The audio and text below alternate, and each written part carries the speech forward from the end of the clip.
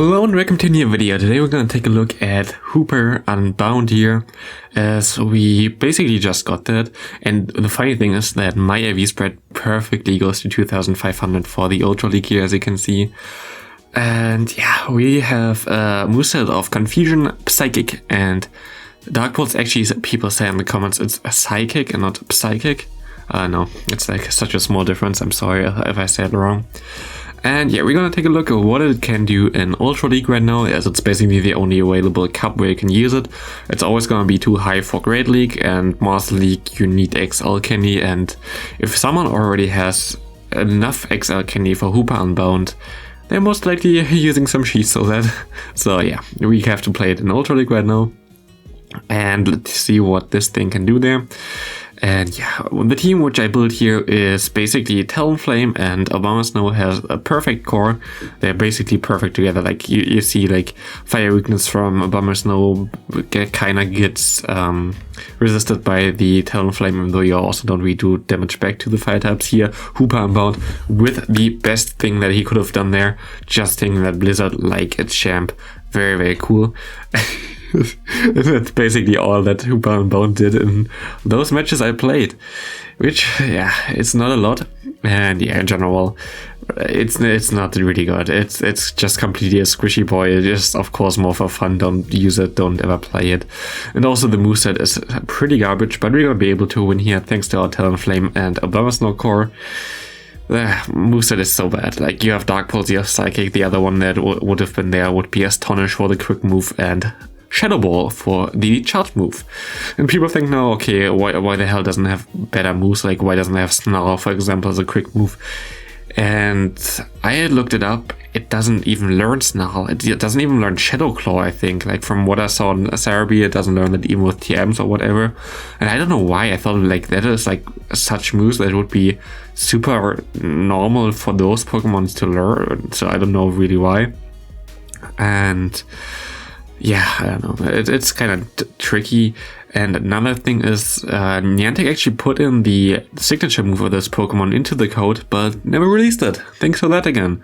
I don't know why this is a trend right now. Like, we had Dark Void, I think, pushed twice even, like, I think 2 years ago, and this year again for Darkrai, and they didn't give it to him. We have already the signature moves of Kyogre and Groudon in the code. Both of them don't have that still, and these are, I think, in the code for like 3+ years or something now, which is crazy. Pressable plates and whatever else the other thing was. Here I think I actually lose because he got this one charm through. Oh no, actually gonna win here. Still, that's nice because of the Brave Bird of the Talonflame. Talonflame is just too strong in this meta right now. It's just broken. But yeah, we still don't have those moves in there. I don't know what Niantic is doing recently, but not giving any signature moves. Like, I don't know if they are too scared for breaking them. Like, Hoopa Unbound will never be good anywhere. Like, it won't be good in Master League anyway with this quick move set.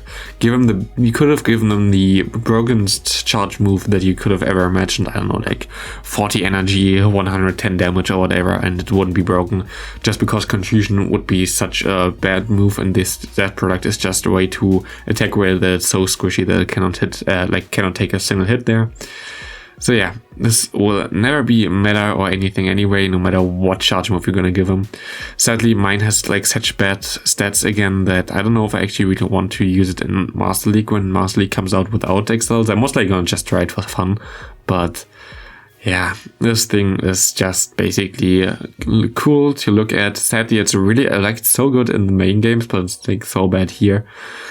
And yeah, in general, I had some cool games still, and I had a lot of games today that were basically lost to lag, which is kind of annoying because I see a lot of people complain or even quitting Pokemon Go recently on Twitter because of lags and stuff like this, and yeah, I can kind of feel it, but I also kind of cannot feel it because recently the game was basically totally fine for me. Like, I didn't really have any problem whatsoever.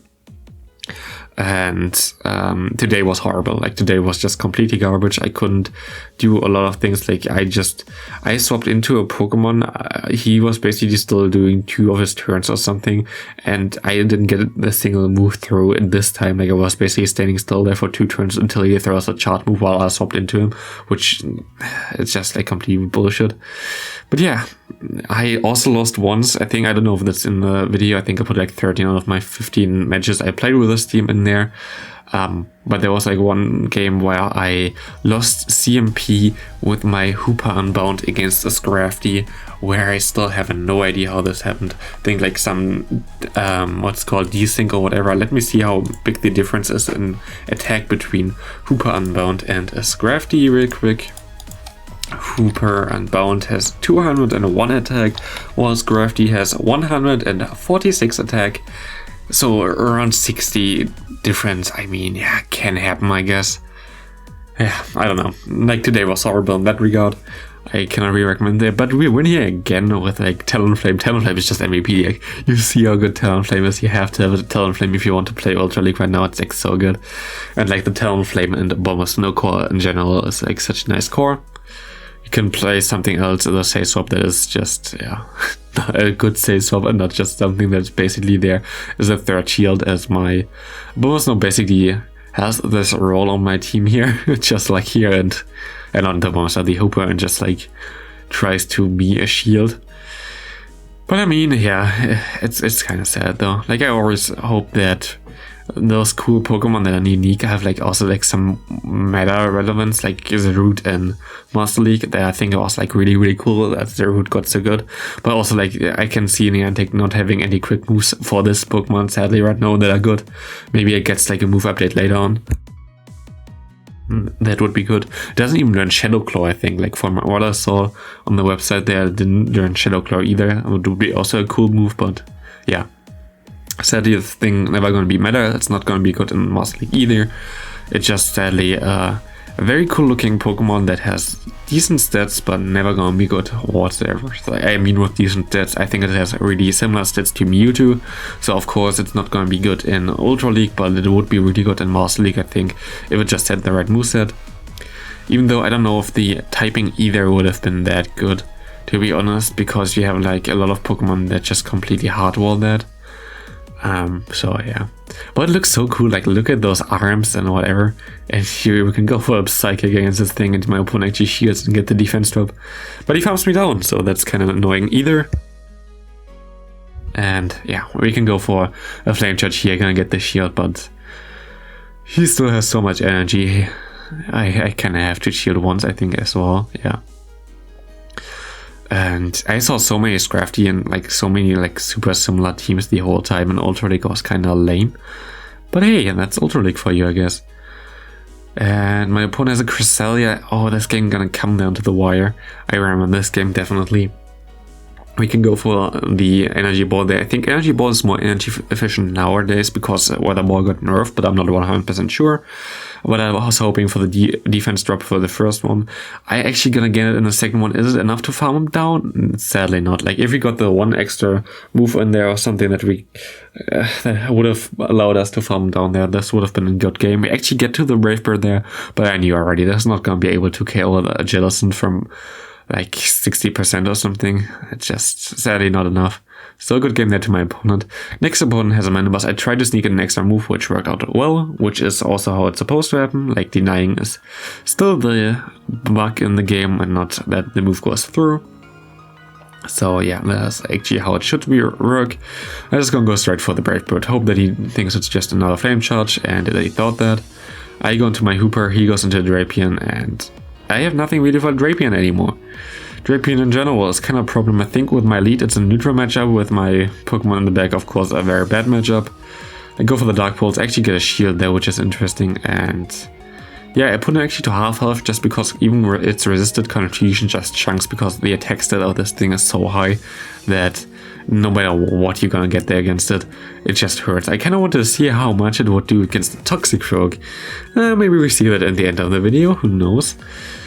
Who knows? But yeah, sadly here we're just one turn away from getting to the next move. He goes for Crunch, good play there. And here at this point, I think I shouldn't have shielded the crunch.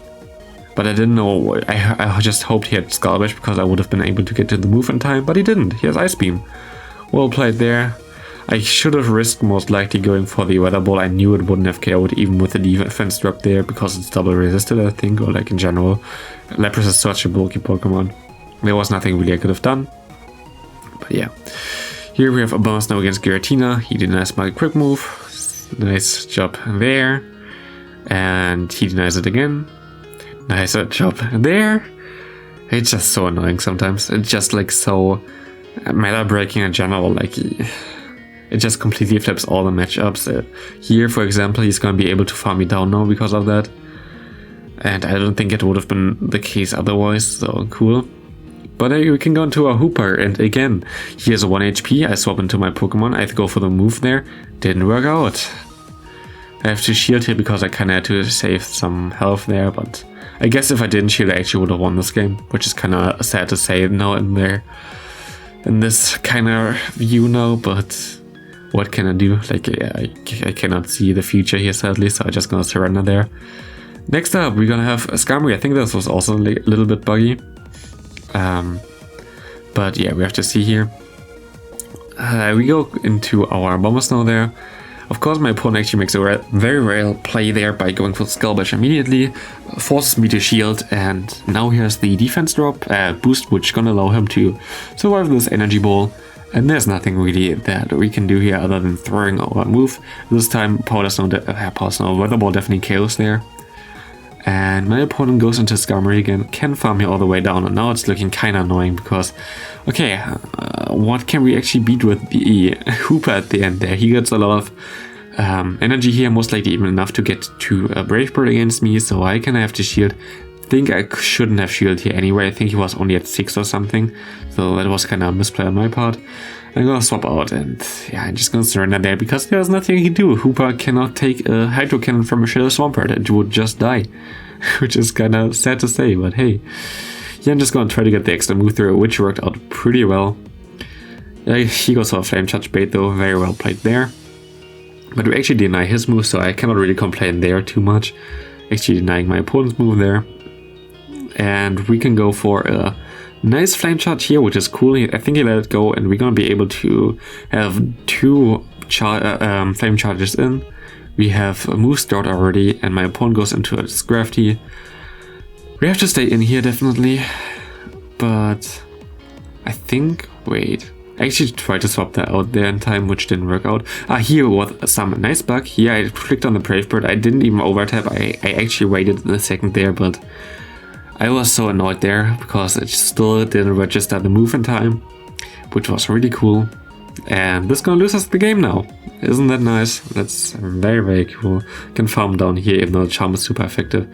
It just annoys me because I actually know that I had to wait there anyway. I wanted to throw the move no matter what. Waiting is always the case there. I know how to undercharge a move, and yeah, now it was like, oh, not undercharge it, undertap a move, and now we basically lose the game because of that. Very cool again. And this annoyed me a little bit. Here we actually get the move in again, which is how it's supposed to be, because he throws immediately. If you're a Nidoqueen against Talonflame, always go for 7 Poison Jabs first, because then you avoid this situation and the opponent is not able to throw the move before you anyway. And yeah, you only give him basically 1 free turn. Here against the Scrafty, we get actually some, like, it's actually crazy, like our moves are all resistant, we still put him to half health, which is kind of cool, but yeah, of course we lose this matchup easily, and my opponent has 1 HP in the Dream here again. We're gonna be able to shield up, and he goes into Nidoqueen. I'm just gonna try to get a shield here, I think. Maybe even 2, let me see. Actually stay in there. I think I'll swap out after this. I'm not gonna shield this, but I'm gonna swap out now. He's already in the yellow health. I have to shield here, I guess. Actually, I'll let this go, okay. He has Ninetales on the back, there's nothing I can do there, I think. I can go for, I mean, it's a Powder Snow Ninetales, which is a bit better for me. If I can get the Weather Ball on him, maybe, just maybe we can win this. It's gonna be really, really tricky. We have to farm him down basically perfectly with our Talonflame. And yeah, he has a move again already. I have to get to the next Flame Charge in time, so I need 1 more quick move to get to both Flame Charges. I get for the first one there, and we die on the move, which is supposed to happen. There's like nothing that was wrong there. And we have a Toxic Rock against us, and I was like, yeah, this is Hoopa's territory. And my opponent swaps immediately into the Talonflame, the Mandibus, and we see Peter here, which was really annoying because I'm debuffed now and that's gonna hurt a lot. But I have to take it anyway. I go into the Abomas now. I'm just gonna throw the move before I can like do anything with it. And let's see where he swaps into. He actually took a while here, I remember. And he goes into Talonflame, which is of course really annoying. But at this point I was like, please let this go. And he let this go. And at this point I already knew my win con. My win con here is farm down everything with Hoopa. And I'm just gonna let you enjoy the show. Say thanks all for watching this video. I hope you have a great rest of your day. I hope you have a great rest of the season. And I hope you have a great new start into the new season. I'm gonna do some meta analysis in the on the weekend, and yeah, look at this nice farm down here, and I'll see you in the next video. Bye bye.